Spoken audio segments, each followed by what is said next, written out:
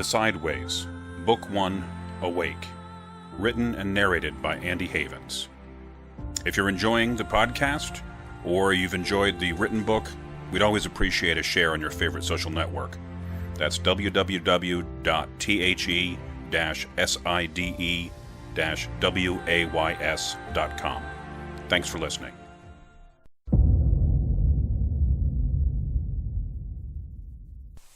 Chapter 6, Part 2.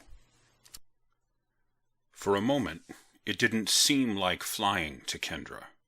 She touched Paragirl's hand, and something changed, and she wasn't in the restaurant, and she was spinning, and there were colors and a wind, and flashes of light and darkness, and it was very cold for a moment, and then she was climbing into a bright blue sky like diving off a diving board, but in reverse. The air sped by her, whipping her hair and stinging her eyes, and she saw the clouds above her coming closer, and she looked down to see the streets and buildings getting further away, and Parrot Girl grinned at her and bent a bit to one side, and the world tipped and turned again, only this time it was part of the flight, and the sky leaned one way and they dove the other, and picked up speed and were hurtling towards a park and a pond, and Kendra threw up. A lot. She was looking down at the moment, which was, she supposed, a small blessing, and she just managed to see that she'd showered a flock of pigeons with vomit before Parrot Girl noticed, looked very scared and sorry, and took both of her hands in hers, and there was another flash, and they were sitting on a bench on the other side of the pond. "Are you okay?" the young blonde girl asked. Her wings were folded now, or invisible, or something, and Kendra wiped her mouth on the back of her hand and managed a weak nod. "Good," said Parrot Girl, "because we can't stay here."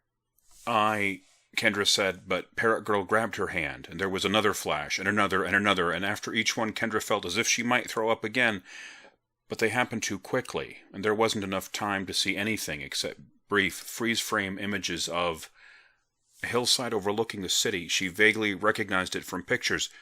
A roadside rest stop with RVs and 18-wheeler trucks, a field of grain with a single enormous tree in the middle of it, the deck of a large ship with containers and a crane, the shore of a cold beach, gray sky, and white gulls above, the first-class compartment of a jetliner, some kind of platform in the middle of the ocean, another beach, this one warmer but darker, with a couple sitting on a blanket near the high tide mark, an old burned-out building of some kind, maybe a mill or a barn, the silhouette of a castle. That last one stuck.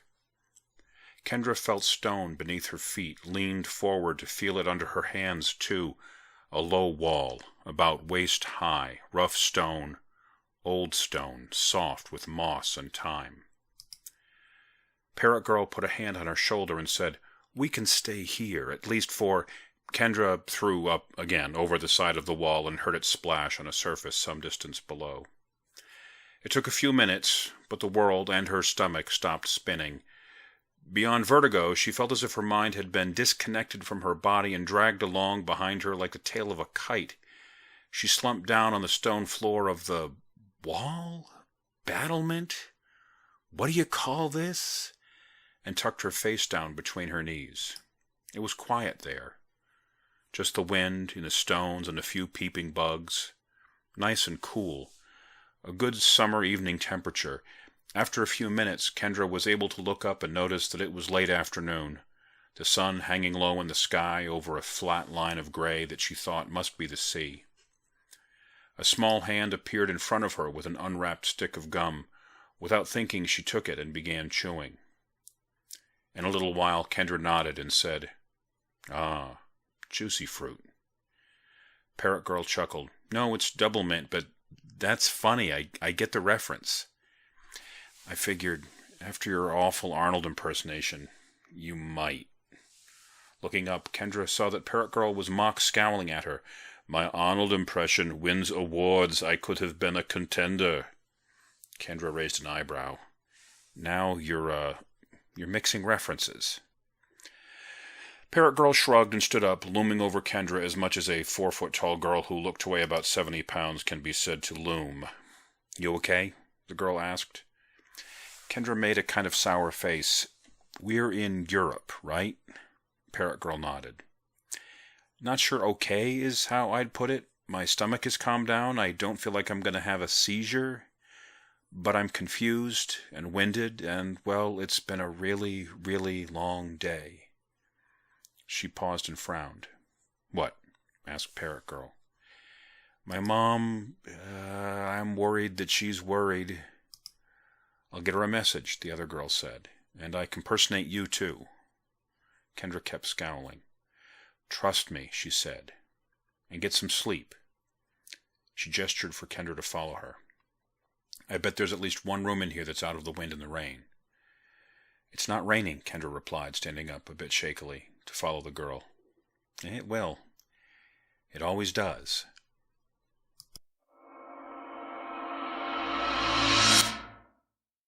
Kendra did sleep, very soundly, without dreams, without pause, without discomfort, which she realized as she stretched and popped her spine was a bit odd since she'd slept on a stone floor.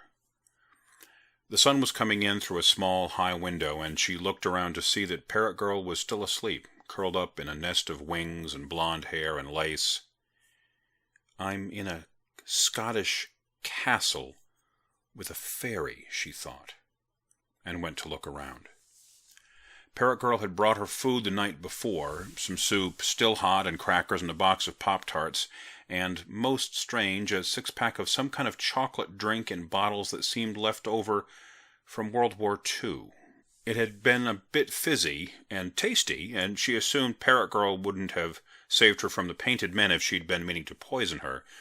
So she'd eaten the food, laid back to relax, and fallen asleep.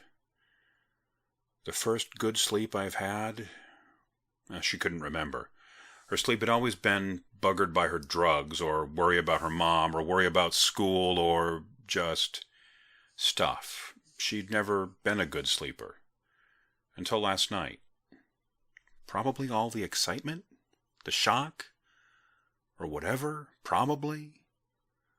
But she realized somehow that it wasn't that. It wasn't a recuperative sleep. It wasn't something her brain and body had done to help her recover from trauma or injury. It was the way she was supposed to be. On a cold stone floor in a ruined Scottish castle, next to a blonde child with giant green wings, she had found peace. It felt like being clean after a day sweating in the sun and dirt. It felt like the air conditioning in a dark movie theater, like the moment she first juggled 3 balls successfully, like finishing a good book in a long series and knowing there was so much more to come, like bumping into a friend in a strange place. Peaceful. I feel peaceful. Part of her mind insisted that she be afraid of everything that had happened to her. But it was an invented part, an imaginary part, like when you purposefully make shadows seem scary after seeing a horror movie. You know it's just a coat rack, but ooh, oogie boogie, fun to scare yourself. That part of her brain, the conscious editor, was saying, you should be afraid and upset. But I'm not. Kendra strolled out onto the walkway surrounding the tower room they'd slept in and looked at the sky. It was bright with blues and yellows and other things. She saw some kind of glowing rope appear on a wave and settle back to earth.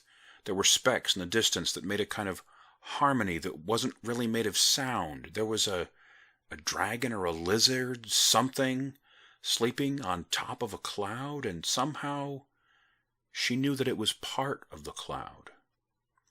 The breeze brought her new scents. The stones told her stories through her bare feet, and the trees in the distance spelled words that she could now read. Soft footfalls behind her. She didn't turn. A tiny hand on her shoulder. Welcome home, sister, Parrot Girl whispered. And Kendra nodded as the tears began.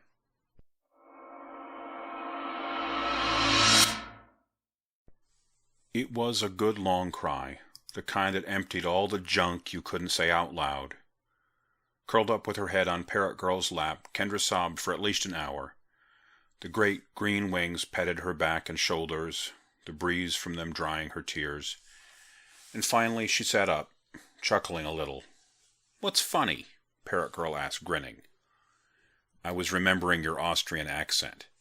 My excellent Arnold impersonation, you mean?" Rubbing her eyes, Kendra nodded. "Yeah, that is exactly what I meant." Parrot Girl patted her knee. "You ready for breakfast?" Kendra shook her head. "No, first some answers." "Okay by me," the other girl said, "but for answers we should either go to the top or the bottom." Kendra looked confused. Of what and why? Parrot Girl stood, held out her hand, and helped Kendra to her feet. "Of here, because it's important." Kendra looked down at the little blonde girl, wings now invisible, and said, "Whatever you say. Your circus, your monkeys, up or down." "Good," Parrot Girl agreed with a nod. "We'll start with up." She turned and took 2 steps across the stones, put 1 foot up, and began walking up the vertical wall of the castle. Kendra followed without thinking, still holding her hand. The world looks different sideways, she thought. Not bad, just different. It was a short walk when you removed the consideration of gravity and climbing. The tower was really only about 8 stories tall, or so above the wall they'd been on. At the top, Parrot Girl simply pivoted and hopped over the crenellated wall, and Kendra followed. Stone floor, stone wall, and a hole leading to what Kendra assumed had been a stairway. Weathered and broken in places, but with a marvelous view of a hilly green countryside. She turned in a full circle one way, then paused and turned in the other, taking in all the sights and sounds and other senses she now had. "Okay," she said finally. "We're at the top. Question and answer time." "Fair enough," Parrot Girl said, sitting down on the stone floor of the tower. Kendra, following suit, asked the first question that came to mind. "What domain are you from?" Parrot Girl poked her in the knee with a bony little finger. "That," she exclaimed, "is both an excellent question and a stupid one." Kendra stuck her tongue out. "Fair enough, sister," Parrot Girl said. "You know nothing, and it's hard to remember that, just like that crow thing said." "You heard that? You were there?" "Nope, you talk in your sleep." And I said, "You said, Corva is right. I'm not stupid. I just don't know anything." "And you know who Tess Corva is?" "No, but you talked more, and I'm good at context." Kendra clucked her tongue and cracked a knuckle against her jaw.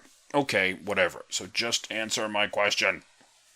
Parrot Girl stood, shook out her giant green wings to their full span, and curtsied. "I, whom you call Parrot Girl, am widely and famously known as Vanya Tacitus of House Chaotic, the Fluid Court." The House Chaotic? Parrot Girl, Vanya, Kendra supposed she should call her now, dropped back onto the floor, her wings disappearing again behind her. "Yes, the House Chaotic, the domain of chaos, bender of rules, breaker of lines, the dance of dice, the cut of cards, the whimsy of weather, the abuser of alliteration." "Yeah, sure." And it was Vanya's turn to stick out her tongue. "So there is a domain of chaos. Okay," Kendra mused out loud, "and sight. And Uncle Bran mentioned release, and I think I heard something about dirt." That made Vanya snort and laugh so hard she started choking. "Domain of dirt." "I will remember that. Oh, that Greenman will spit out nettles on that one." After about a minute of that, Kendra reached out and gave Vanya a flick on her earlobe. "Hey! What's up with that?" "This tutorial will take days, if not weeks, if everything I say that's stupid and ignorant sends you off into peals of derisive laughter," Kendra said. "It gets old. Fast." Vanya sat up and brushed imaginary dirt from her dress. "Point taken. I will aspire to an attitude of respect and professionalism while we abide within the Tutor Castle." Kendra waited with a straight face, knowing that Parrot Girl wouldn't be able to resist laughing at her own pun. But apparently she didn't get it herself, so sight, chaos, release, and right, Vanya said, counting off on her fingers as she recited a poem in a sing-songy voice. "Earth, the mother, first and last, bearing blood, the eldest sign. Chaos leaves the patterned path, draws out sight to spy and find. Flux pulls power from the round, increase seeks the gain of gain. Release opposes any bounds. Ever balanced, poised domains. Each and every, all and one. 7 equal, 7 done. It seemed to Kendra that she heard and understood the poem in several languages at once, and that it rhymed, or at least had a kind of lyrical meter in each. So, 7 domains, she said, counting them as she went through the poem in her memory. Yep. And the poem defines them, basically. It's not just a definition, it's our history, Vanya replied.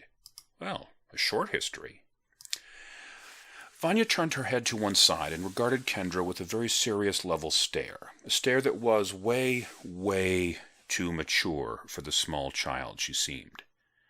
Listen again, she said softly, and repeated her recitation. Earth the mother, first and last. In the other, less familiar languages, Kendra heard the sounds of water and wind, smelled the ash of volcanic clouds and the salt of shallow seas. Creatures moved upon the lands and waters, in the air and through the rock, and within the wood and moss. They were the earth, not just on the earth, as were mundane men and the animals she knew from childhood. They were of the earth, as much a part of the landscape as a mountain or canyon. They were connected to its her, she felt herself corrected, to her seasons and elements. These were the naturals, as she'd heard Tess call them, creatures whose lives rose from the world itself, and its her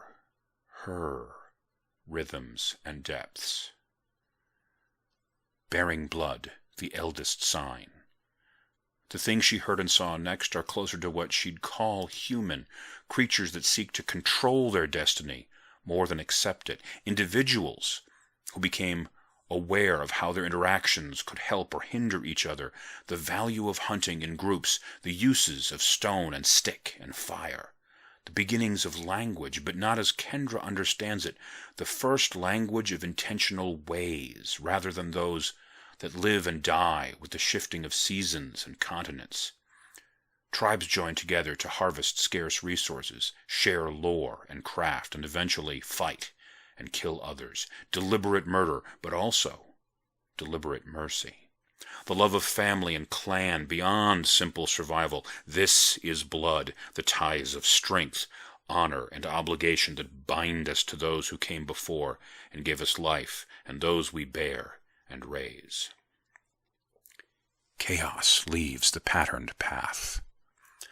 For a very long time, only earth and blood, a very, very long time, time for lands and seas to shift. And then as tribe and clan began to form what humans would eventually call civilization, a rejection of the patterns of blood. Not just resentment over losing a mate or wealth or status, but a true hatred of the definitions of mate, wealth, and status, a distrust of the systems necessary to maintain them, but also a rejection of the choiceless patterns of earth, a desire for individual action, a love of surprise, of personal definition into the relatively stable world of earth and blood. The rise of chaos brings both confusion and even greater development. Freedom. For in the breaking of patterns, more are revealed. Draws out sight to spy and find. The birth of sight is an almost instantaneous reaction to that of chaos. At least in terms of history, only 10 or so generations after chaos begins to warp the ways of blood and earth, one family, a father and his 2 sons, found it much more rewarding to examine the effects of chaos and the reactions of blood and earth than to participate. Language, as Kendra understands it, was born, and then eventually writing. When the world had only 2 houses, earth and blood, their interactions were largely predictable, universal, and repetitious. The introduction of chaos created realms of new and different possibilities. The domain of sight was the first to specifically and intentionally create a new domain. Chaos, appropriately enough, had no specific founder. Or he, she, it, they were lost in antiquity, or confused purposefully by the house chaotic itself. Or not, or both. Flux pulls power from the round. With the addition of chaos, Kendra saw ebbs and flows of power moving through the world. Tribes of blood gained influence. Reckoners of chaos tore them down or built them up on a whim. Children of earth used the advice of sight to better understand their own ways, and then chaos distracted them. Vast changes took place on scales much greater than ever before, and much more rapid. One group of reckoners of sight realized that changes generate power in and of themselves. It doesn't matter who wins and who loses, as long as there is a winner and a loser. Stability is less energetic. To test their theories, they strayed from the way of sight, which sought only to observe and record, and introduced changes of their own. Small at first, these touches began to affect greater and greater swaths of reckoners. And for the first time, they began to draw mundanes into the fray. Before this, there was no real contact between the two groups. Mundanes either perceived reckoners as part of the world as they understood it, a world devoid of ways, or they saw only enough to cause confusion and sometimes folklore. But sight knew that even mundane changes could hold power, that the fall of a great human city could provide energy reckoners could use. Ironically, war was something that the domains learned from mundanes. While there had been interaction between the domains, real conflict between the houses simply hadn't made sense. What use were the ties of blood to chaos? They'd split intentionally from that path. And while blood relied on earth for sustenance, well, so did earth. And sight, well, sight just watched. There was murder, of course, individual combat, duels, revenge. But for one domain to fight another? Unimaginable. Until Flux. The group of reckoners who broke away from sight and began to deliberately provoke hostility between blood clans, to put chaos in the path of sight, to make their ways break down, to draw reckoners into mundane wars and make them choose sides, all in order to grow the power of their new domain. Thus began the Reckoner Wars. For more than 2,000 years, the wars raged on. Every time there was a break in the fighting, Flux would intervene and tip the balance. Every chance for peace was ruined. The constant turmoil caused great suffering, but also great advances in understanding, power, and lore. Mundane civilizations rose and fell as unknowing allies to the houses. Entire city-states burned and were forgotten as Flux sought to maintain the round, as they called the flow of fortune and loss, life and death. Finally, the domains had learned and gathered enough power to destroy the earth herself, ways of making that could call upon her core to create new creatures and structures, ways of destruction that could wreak havoc on tides and seasons. Earth mourned, blood raged, chaos danced, and only sight understood how close to the edge of annihilation the domains raced. But sight, by its nature, could not act. Not much. Maybe a little, here and there. Just a touch. And so, over hundreds of years, sight hoarded lore, and sometimes dribbled it out. Helped blood in one battle, and provided intelligence for Flux in others, until they saw a moment where all the greatest warriors could be brought together in one valley, in one place, for a battle that would either end the world or end the war.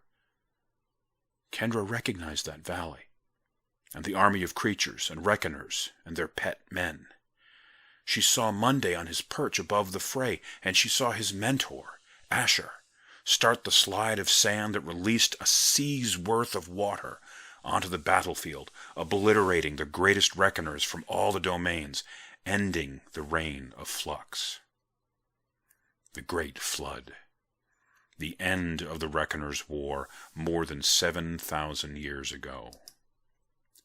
Into that vacuum, the leaders of sight provided gentle urging and hints of knowledge to certain groups of survivors. They intentionally split Flux into 3 domains.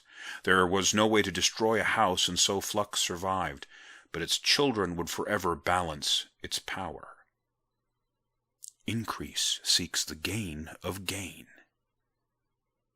Unlike Flux, the domain of Increase was not interested in change unless it was positive. What the elders of Increase learned from sight is that long-term gain is not aided by change for its own sake, that true growth may require alteration, but not loss or destruction. Ever since, Increase stood very much opposed to Flux in most situations. Release opposes any bounds. Essentially a check on all other domains, the Masters of Sight provided the first generation of Release with lore that allowed them to create and develop ways that only and ever worked in opposition to codes, laws, and patterns. While other houses often confuse the workings of Release with chaos, nothing could be further from the truth. Chaos loved anarchy and disorder. Release just wants to be left alone. Any major effort on the part of another house to gain an upper hand was almost always met with a response from Release. Ever balanced, poised domains, each and every, all and one. And the balance, the poise, each equal, that was the law. Not so much codified after the Great War as understood at a level below even instinct. 7 equal, 7 done. Just as she had when Wallace had shown her the way of seeing, Kendra heard, saw, felt, knew all this background history from Vanya's simple repetition of the Song of the Houses. "Wow," she said, that's a lot to take in. Vanya smiled. "It is, but we grow up understanding our history in the same way you understand what mother and father mean. It's not learned, really, it's bred," Kendra interrupted. "Exactly. Part of being a reckoner is, well, being aware of many of the paths and connections that created and shaped the world." "Walking the ways," Kendra said, mostly to herself. "Exactly." The 2 girls sat there quietly for a little while, thinking, and in Kendra's case, enjoying the newfound clarity. Finally she asked, "So this law that Tess told me about, it's a codification of what? By whom?" "I don't know," Vanya replied. "I haven't studied that at all. I just don't worry about it." "Aren't you worried about, I don't know, breaking the law by mistake?" "I don't think it's laws like that," Vanya said. "It's not like shoplifting or speed limits or don't raise llamas in your backyard or all that mundane junk. I think it's more about the domains themselves. And I don't need to know about that. I just do what I want or what the brothers tell me." "The brothers?" Kendra looked around, wondering if some new set of players was about to materialize on the scene. "Yeah, the Red Brothers. The Hands of Chaos. First of my domain. Head of the house." "And who are these Red Brothers?" Vanya's wings became visible for just a moment, twitching behind her, and then settling back into invisibility. It seemed to Kendra that the question had made her nervous. Normally I wouldn't be able to tell you." "Why not?" "We are chaos. A known, acknowledged leader is much less, Kendra nodded. "Chaotic." "Right. All the other domains, they'll tell you right off." She ticked them off on her fingers. Solomon Monday, Hahang Su, Gareth Ezer, Lady Percy, Sekamib Senbi. Kendra followed along, counting as she went. "That's only 5. Oh, Earth doesn't have a leader. Earth is Earth." "Okay, well, that explains nothing," thought Kendra. "But your, Red Brothers? That's what the first Hands of Chaos called themselves. Or himself, or herself, or itself. Nobody knows. Could have been one guy, or 10 ladies, or Shaheshkahat. Knowing would be less chaotic. You catch on fast. But," and here she raised a tiny finger, "we in the house know our own hands, and for some reason not explained to one as lowly as I, the Red Brothers have told me to name them to you." Kendra frowned. That sounds like a big deal. I'm not sure I want to know. I mean, why should I? Why would they? Or he. Right. Or he. Why would they or he? Or she. Shut up. Why would your hands want me to know who they are? Parrot Girl just sat there grinning like an idiot, waiting for Kendra to figure it out. Kendra almost got pissed enough to snap at Vanya, but instead she just thought. Finally, she smiled too. More chaos, the two girls said at the same time. Good girl, Vanya said. My hands have told me to tell you that in this incarnation the Red Brothers are the woman who is known to others as Chavain Oro. Vanya reached into a pocket of her skirt, pulled out a plain gold ring with a small round red stone. Wear this, she said, handing it to Kendra. If you need the help of chaos, break the stone. It's only glass, and Chavain will come to your aid. Kendra put the ring on and then looked up at Vanya. Or she won't. Ha! Laughed Vanya. Well, I don't know. She stopped and looked puzzled. Well, okay. Actually, you're right. I don't know for sure. But she told me that she'd captured a way of chaos in the stone. If you break it, you will release that way and, well, she again fell silent. I like you, she finally said to Kendra, her child's face very serious. Kendra chuckled. I like you too, Parrot Girl. So I mean, yes, I guess you're right. I have no idea what will happen if you break the ring. But it is from Chavain, and I really think she does mean you well. I think she'd even like it if you chose chaos as your house. That may be why she told me to tell you her name, because if you join us, you'd have learned it anyways. Kendra nodded. Okay. I'll take that at face value, but for now, I'm hungry. She stood up and dusted off the butt of her jeans. Where can we get something to eat around here? Vanya smiled. You're with chaos, honey. If we wander around these fields long enough, we'll trip on a picnic basket. Kendra laughed. She knew a lot more than she had when she'd woken up this morning, and way, way lots more than when she'd fallen asleep in the topiary garden. How do you find a random chaotic picnic basket? She asked. Vanya stood up and gestured for Kendra to take her hand. Together they went down the old, cold stone stairs, and Parrot Girl explained several of the ways in which chaos called up its power. Rhyming, she said, is an excellent start. Can you guess why? Kendra thought hard as they descended the stairs. I'm sorry, but I can't. Why do words rhyme? Asked Vanya, as they passed through what looked like a ruined guard chamber and out into the daylight. Because some words sound the same? She said, lamely. That's the definition of rhyme. Yes, dummy. Vanya tweaked her ear as they wandered down the hill towards a nearby field. But why do we care? Why do we even notice? We like patterns, Kendra said, without even thinking. That was just true. Exactly. But what does the sound of a word have to do with its meaning? Well, except for obvious onomatopoeia like moo. Nothing, really. Exactly, Vanya said again, and skipped away into the tall grass. And then it dawned on her. Words rhyme, so we put them together in new ways to match them up.